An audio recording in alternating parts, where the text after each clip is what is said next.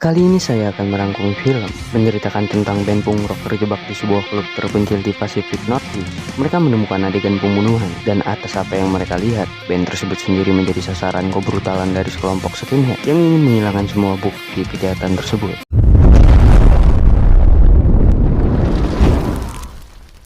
Cerita dimulai dengan para remaja bernama Pat, Sam, Tiger, dan Reese. Mereka terbangun di dalam van dan tertidur sepanjang malam dengan mesin menyala. Mereka adalah bagian dari band punk rock bernama The Einrich. Lalu Pat dan Sam memutuskan ke tempat parkir menggunakan sepeda dan menjedot bensin secara diam-diam agar mereka bisa kembali ke jalan.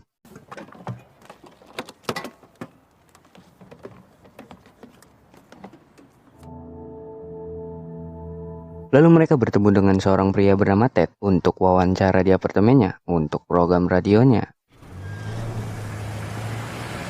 Keesokan harinya, Ted mengatakan bahwa pertunjukan di Teh Muni Center banyak muntah dan sedikit kotor. Dan Ted punya cadang manggung dan makan siang 50% bagian. Dan mereka jadi band utama. Mereka pun setuju dan tampil.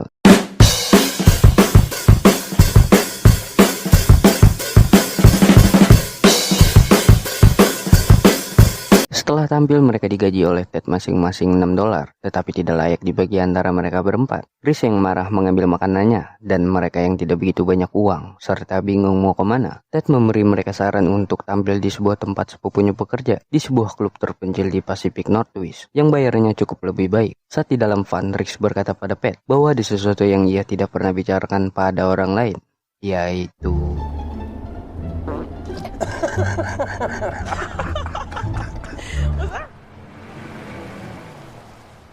Singkat cerita, mereka tiba di tempat tersebut, yang kebetulan merupakan bar skinhead, yang kemudian mereka bertemu dengan sepupu Ted, bernama Daniel. Lalu manajer datang, bernama Gabe, yang salah mengeja nama band mereka menjadi The Einrich. Dan mereka disuruh menunggu di ruangan hijau selama 20 menit untuk tampil.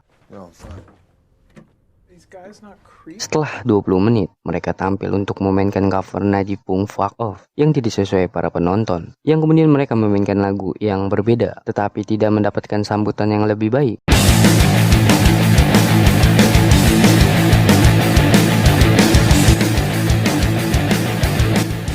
Setelah pertunjukan, band ini mendapatkan uang mereka dan hendak meninggalkan tempat itu. Sam lupa teleponnya di ruangan dan Pat pergi mengambilnya. Tetapi ketika dia masuk, dia melihat dua orang yang bernama Amber dan Worm. Amber menangis melihat temannya yang bernama Emily yang tewas dengan pisau di kepalanya. Lalu Pat yang panik lari ke ruangan sambil menelpon 911. Dua penjaga bernama Big Justin dan Gabe memaksa Sam, Reese, dan Tiger masuk ke dalam ruangan. Ponsel mereka disita, sementara Justin menodongkan senjata kepada mereka semua. Lalu Gabe keluar ruangan dan meminta uang kepada Clark seharga $600 untuk menyewa seseorang yang dapat dipercaya karena ada yang tewas. Dan hari itu pun Gabe mendapatkan dua pemuda skinhead menyuruh mereka untuk saling menikam sebagai tanggapan terhadap panggilan 911. Saat bersamaan, pemilik klub datang yang bernama Drake.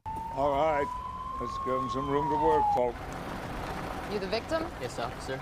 Kneel down, both of you, ankles crossed.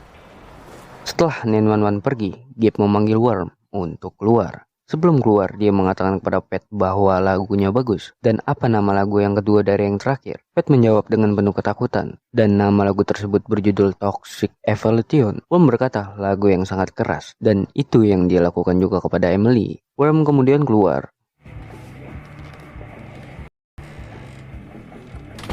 Lalu Drake memerintah Gabe untuk mengatasi situasi ini dengan bagaimanapun caranya supaya Worm tetap aman. Sementara di ruangan mereka menyerang Justin dan mengambil senjatanya dengan Reese menjepit dan mengancam jika melawan dia tidak segan-segan mematahkan lengannya. Yang kemudian mereka membiarkannya duduk dan Reese menodongkan pistol ke arahnya. Sementara Drake merencanakan mengambil anjing profesional yang kemungkinan akan ada dua orang yang tewas. Drake menyuruh mereka mengamankan perumahan sementara Daniel berjaga di pintu lalu membawa van mereka.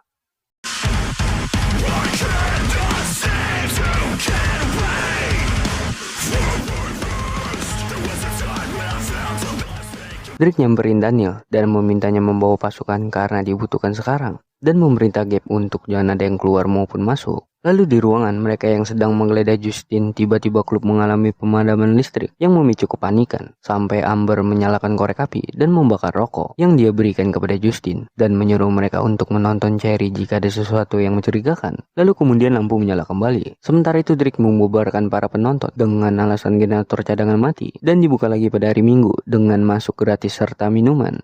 Setelah membubarkan, Drake datang di ruangan hijau untuk berdiskusi dengan mereka tentang cara menangani situasi dengan damai. Namun mereka tidak percaya sebelum 911 datang. Dan Drake mengatakan bahwa 911 datang dan tidak lama mereka pergi. Dan Drake menyuruh mereka menyerahkan pistol itu karena pistol itu tidak memiliki surat. Jika mereka tidak memberikan pistol itu, 911 akan menangkap mereka. Mereka dengan bimbang akhirnya menyetujui untuk menyerahkan senjatanya, tetapi tetap menyimpan pelurunya. Lalu Pat bersiap-siap untuk menyerahkan pistol kepada Drake karena Drake mengklaim tidak ada orang lain yang bersamanya. Tetapi hal ini terbukti bohong ketika Amber melihat sepasang kaki lain melalui ventilasi dan...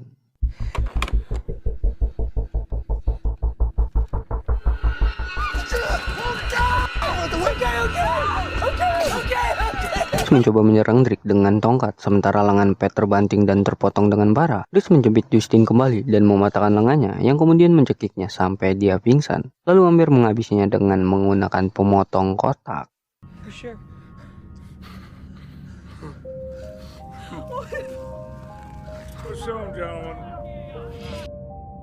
Sementara Drake dan para skinhead berencana untuk menyingkirkan mereka. Di ruangan mereka mulai menghancurkan papan lantai untuk mencari jalan keluar. Tetapi hal ini membawa mereka ke bunker, tempat para skinhead menjalankan operasi heroin.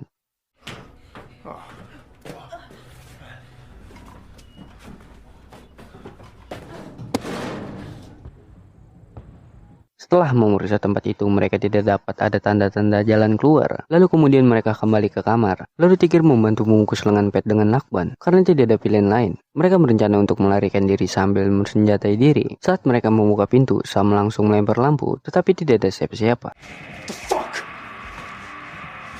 Saat mereka sampai di ruangan bawah, nongol seekor pitbull yang membuat Tigger tewas, dan Riz panik yang membuat dirinya ditikam dengan brutal.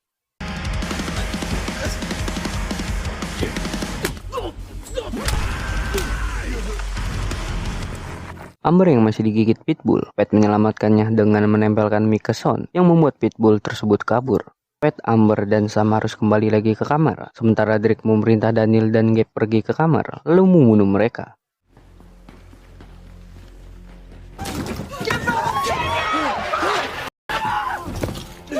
Where's Emily? Saat mereka sampai, Amber memberitahu Daniel bahwa Worm membunuh Emily dan Worm mengetahui bahwa Emily akan melarikan diri bersama Daniel. Lalu Daniel menyuruh temannya pergi. Sementara Drake menanyakan kepada Gabe kenapa Daniel tidak disuruh berjaga di pintu. Gabe menjawab bahwa Emily baru nyebut Emily. Drake langsung mengetahuinya dan mengecek mobil Daniel.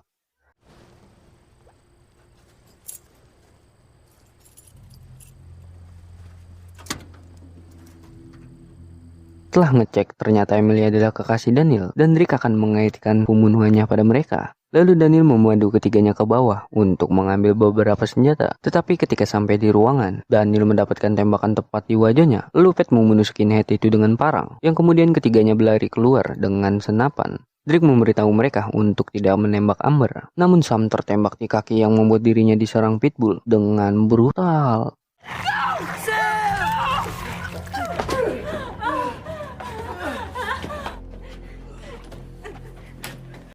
Pat dan Amber kembali lagi dan lagi ke kamar. Sekarang mereka berdua ketakutan, sekaligus lelah. Pat meluapkan ketakutannya dengan menceritakan sebuah anekdot tentang turnamen paintball yang dia ikuti, yang dia bandingkan dengan situasinya saat ini, karena dia kalah jumlah di kedua skenario. Lalu Pat dan Amber kemudian membuat rencana untuk bertahan hidup.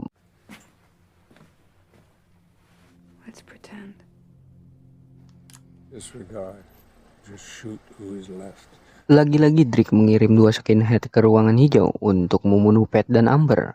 Setelah mereka menemukan Pat, Pat berteriak tidak masuk akal, yang sekarang dengan kepala dicukur dan wajahnya diberi cat hitam. Yang kemudian Pat melompat ke bunker, lalu satu skinhead mengikutinya. Sementara skinhead lainnya duduk di atas untuk berjaga-jaga, namun dia tidak menyadari bahwa Amber bersembunyi di sofa dan merangkak keluar serta membunuh skinhead itu dengan senjata andalannya.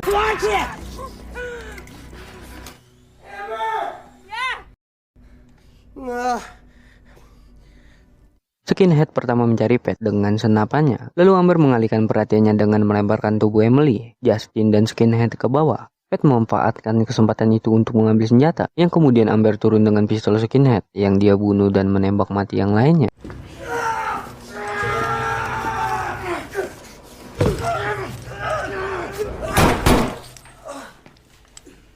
Gabe pergi ke kamar saat Pat dan Amber berjalan kembali. Dia bertobat dan menyesal atas apa yang terjadi, dan dia ingin masuk penjara. Pat dan Amber memaksanya keluar ruangan dengan senjata diarahkan ke arahnya. Mereka meninggalkan klub saat pagi tiba. Does anyone know how to hotwire a car? Are you gonna shoot me?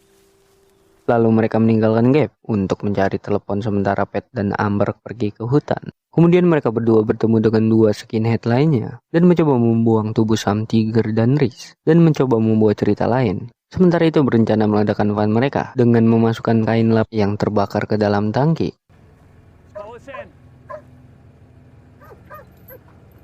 Time up. Lalu mereka bertemu dengan Drake dan satu skinheadnya ditembak. Pat meminta ponsel Drake, tetapi Drake menolaknya. Lalu Pat mengatakan bahwa malam hari dia sangat menakutkan. Lalu Drake mencoba lari dengan dibentengin skinhead, tetapi skinhead tersebut dalam sekejap tewas. We need the police. Setelah semuanya selesai, Pat dan Amber duduk sambil menunggu 911 datang, yang kemudian mereka melihat Pitbull yang berjalan dengan tenang dan berbaring di dekat pemiliknya. Pitbull tersebut ditembak lebih awal dan diberi obat penenang agar dia memiliki banyak waktu untuk hidup. Pat kemudian memberitahu Amber bahwa dia menemukan band pulau terpencil miliknya. Tell somebody who gives a shit. Film ini menggambarkan setiap tindakan yang diambil oleh karakter memiliki konsekuensi yang berat, dan keputusan mereka bisa berdampak besar pada keselamatan setiap tindakan yang diambil dalam hidup, dan mengingatkan akan bahaya dari intoleransi, kebencian, dan fanatisme yang dapat mengarah pada kekerasan yang tidak rasional, dan betapa pentingnya solidaritas dalam menghadapi situasi yang mengecam. Dan jangan lupa untuk subscribe.